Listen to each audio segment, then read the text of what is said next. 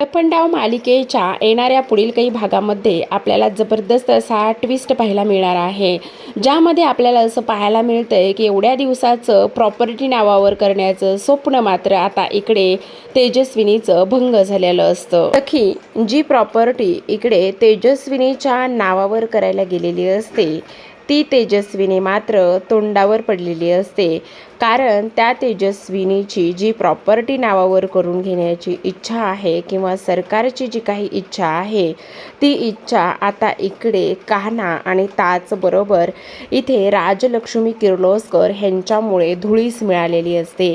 हेच आपल्याला याच्या ट्विस्टमध्ये पाहायचंय, कारण ऑलरेडी सखीची प्रॉपर्टी ही किर्लोस्करांच्या नावावर झालेली आहे, ती सेफ आहे आणि आता इकडे हे सरकारचे मनसुबे नकळतपणे उधळून लावण्याचं काम इथे झालेलं असतं।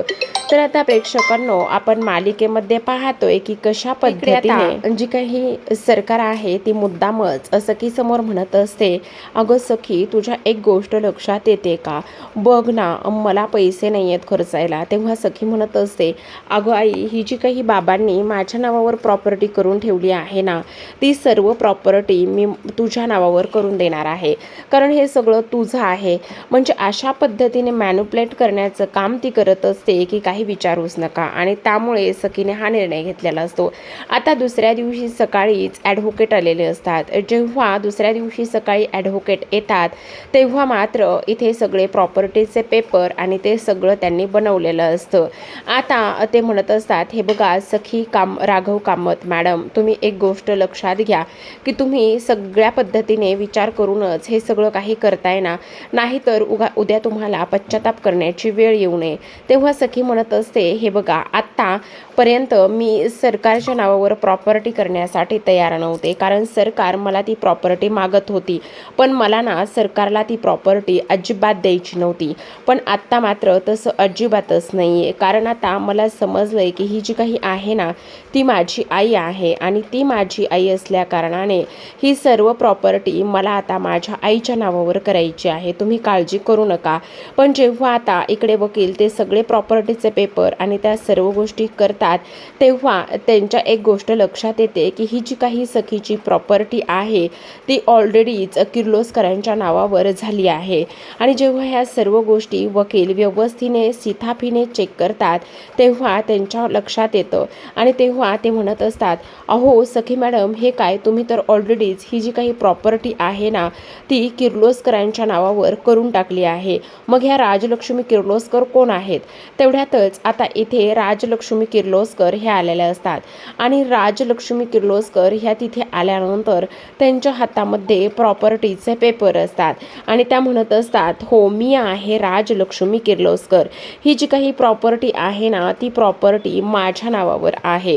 आणि त्याच वेळेला आता इकडे ही जी काही सरकार आहे ती म्हणत असते, तुम्ही आणि इथे कशा?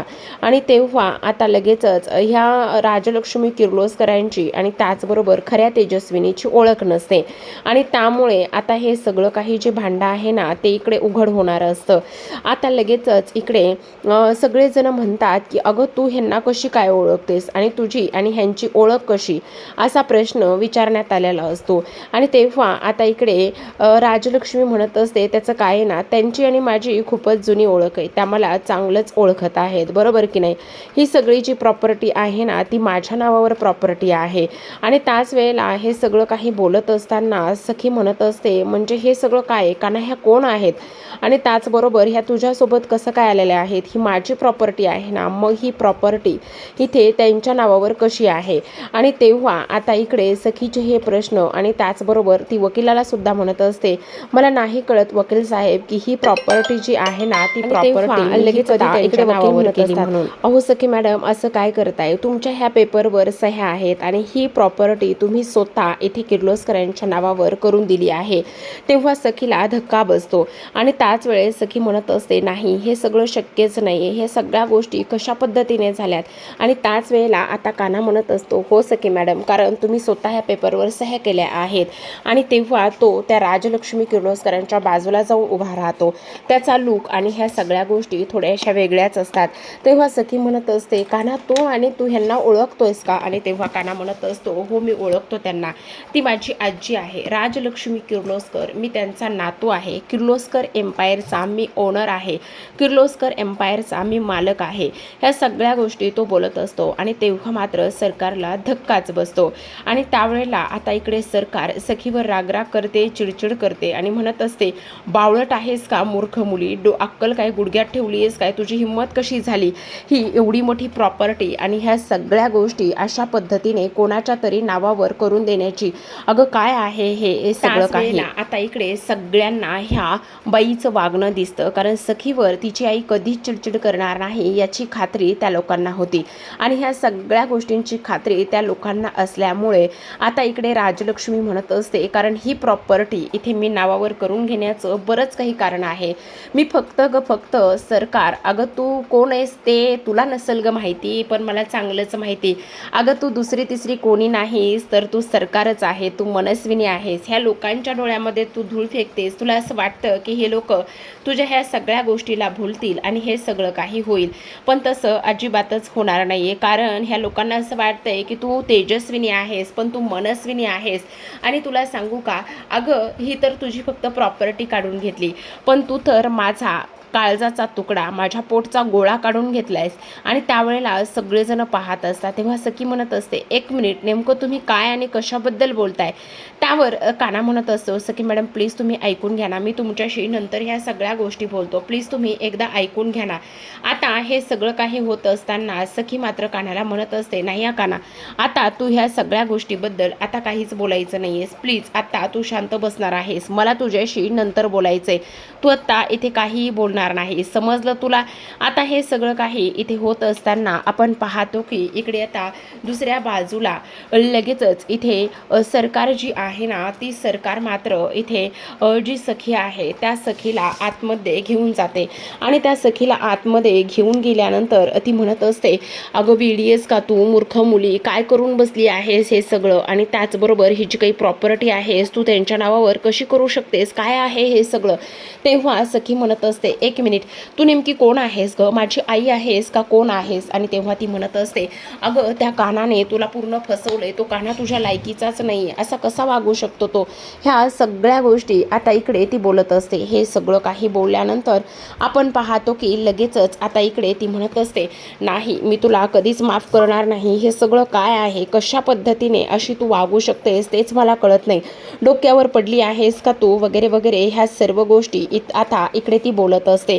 आणि तेव्हा आता इकडे सखी तिला समजावते आणि म्हणत असते, आई प्लीज शांत हो ना. त्यावरती म्हणत असते, नाही मी शांत नाही होणार, आता तू हे सगळं त्या कानाने केलं आहे ना, त्यामुळे तू ताबडतोब कानाकडे जायचं आणि ह्या सगळ्या गोष्टींचा जाब इथे तू कानाला विचारायचा, समजलं? मला तुझं काही एक ऐकायचं नाही, समजलं तुला? असं सुद्धा आता इकडे ती बोलत असते. त्याच वेळेला आपण पाहतो की इकडे आता सखीला राग आलेला असतो आणि सखी आता इकडे कानासोबत भांडणं करण्यासाठी निघालेली असते. सखीचं म्हणणं असं असतं की नाही, काही जरी झालं ना तरी सुद्धा मी शांत अजिबातच बसणार नाही, काही जरी झालं ना तरी सुद्धा इथे ह्या सर्व गोष्टींचा जाब आणि ह्या सर्व गोष्टी मी विचारल्याशिवाय सुद्धा राहणार नाही, असं सुद्धा आता इकडे ती बोलत असते. त्याचबरोबर आता इकडे ती म्हणत असते, ह्या सगळ्या गोष्टी कशामुळे झाल्या तुला कळतंय का, हे सगळं काय आहे? त्याचबरोबर आपण पाहतो आता हे सर्व काही होत असताना मुद्दामच सरकार तिला चढवत असते आणि त्यानंतर एका गोष्टीचा ती विचार करते, नाही हे सर्व अजिबात या पद्धतीने होता कामा नये, कारण इथे ही जी काही हा जो काही काना आणि त्याचबरोबर ती थेरडी म्हातारी माझ्यासोबत डबल गेम खेळत आहेत, त्यांनी माझ्यासोबत डबल गेम खेळायचा काय संबंध आहे, असं सुद्धा आता इकडे ती बोलत असते. आता हे सर्व काही बोलल्यानंतर आपण पाहतो की लगेचच इकडे ती म्हणत असते, तू मला पहिल्यापासूनच तुझ्यावर पूर्ण संशय होता, तू कोण आहेस, काय आहेस, ह्या सर्व गोष्टींचा तर मी आता शोध घेईनच, पण एक गोष्ट मात्र नीट लक्षात ठेव, काही जरी झालं ना तरीसुद्धा तुला अक्कल घडवल्याशिवाय मी राहणार नाही. त्यानंतर सखी ही शांतपणे सगळ्या गोष्टी इथे पाहण्याचं आणि सगळ्या गोष्टी बोलण्याचं ठरवत असते. ती म्हणत असते, नाही काही जरी झालं ना तरीसुद्धा इथे आता मला एक गोष्टीचा विचार करावा लागेल आणि कानाशी मला आता इथे शांततेतच बसून बोलावं लागेल. लागेल असं सुद्धा आता इथे ती बोलत असते. आता ह्या सर्व काही गोष्टी इथे तिने बोलल्यानंतर ती कानाकडे भेटण्यासाठी त्याला बोलण्यासाठी जाते आणि कानाकडे भेटण्यासाठी आणि बोलण्यासाठी गेल्यानंतर ती कानाला म्हणत असते, काना खरं खरं सांग, तू असा का वागलास? का इकडे माझ्याकडून सगळी प्रॉपर्टी काढून घेतलीस? बोल, हे सगळं तुझं काम आहे ना? मी बाहेर काही तुझ्याशी बोलले नाही आहे, पण आत्ता मात्र मला तुझ्याशी बोलायचं आहे. खरं खरं सांग, तू असं का वागलेला आहेस? का ह्या सगळ्या गोष्टी तू केल्यास? बोल ना, सांग ना, का असं वागलेला आहेस? त्याच वेळेला काना म्हणत असतो, हे बघा सखी मॅडम, तुम्हाला मला बऱ्याच गोष्टी सांगायच्यात, पण मी आत्ता एक गोष्ट तुम्हाला सांगतो आणि ती म्हणजे की तुम्हाला सांगू का, हे सगळं जरी खरं असलं ना तरीसुद्धा तुमची प्रॉपर्टी आता माझ्याकडे सेफ आहे. मी त्यातला 1 रुपयासुद्धा कुणाच्या नावावर करणार नाही किंवा कुणाला काढूनसुद्धा देणार नाही. हे सुद्धा तेवढंच जास्त महत्त्वाचं आहे. फक्त तुम्ही माझ्यावर विश्वास ठेवा. काही जरी झालं ना तरीसुद्धा इथे हे सगळे पैसे तुमचे सेफ आहेत. असं सुद्धा आता इकडे तो बोलत असतो. आता ह्या सर्व काही गोष्टी इथे बोलल्यानंतर असं की म्हणत असते, पण कान्हा नाही, तू मला फसवलंयस, त्यामुळे मी तुला कधीच माफ करणार नाहीये. त्यावर तो म्हणत असतो, हो तुम्ही मला नका माफ करू, पण जेव्हा तुम्हाला माझी खरी बाजू आणि खऱ्या गोष्टी समजतील ना तेव्हा मात्र तुम्ही मला नक्कीच माफ कराल. ही सुद्धा तेवढीच महत्त्वाची गोष्ट आहे असं सुद्धा आता इकडे तो बोलत असतो. आता हे सर्व काही बोलल्यानंतर आपण पाहतो की इथे लगेचच जो काही सखी आहे ती म्हणत असते, पण तू आम्हाला एकट्यालाच नाही, माझे जे बाबा आहेत ना त्यांना सुद्धा फसवलंय. तेव्हा इकडे आता तो म्हणत असतो, सखी मॅडम, तुमच्याच बाबांना न्याय मिळवून देण्याचा आणि त्याचबरोबर माझ्या बाबांचा ज्या लोकांनी घात केला आहे त्यांचा सुद्धा बदला घेण्याचा आणि त्यांना सुद्धा न्याय मिळवून देण्याचा इथे मी प्रयत्न करत आहे. बस एवढंच आज मी तुम्हाला सांगू शकतो. बाकी तुमची इच्छा, तुमची मर्जी, पण एवढंच नक्की सांगेल की काही जरी झालं ना तरी सुद्धा इथे मी कोणालाही फसवलं नाहीये. उलट तुमची प्रॉपर्टी माझ्याकडे मी सेफ म्हणून ठेवलेली आहे. ह्या गोष्टीची मी नक्कीच तुम्हाला शाश्वती देऊ शकतो.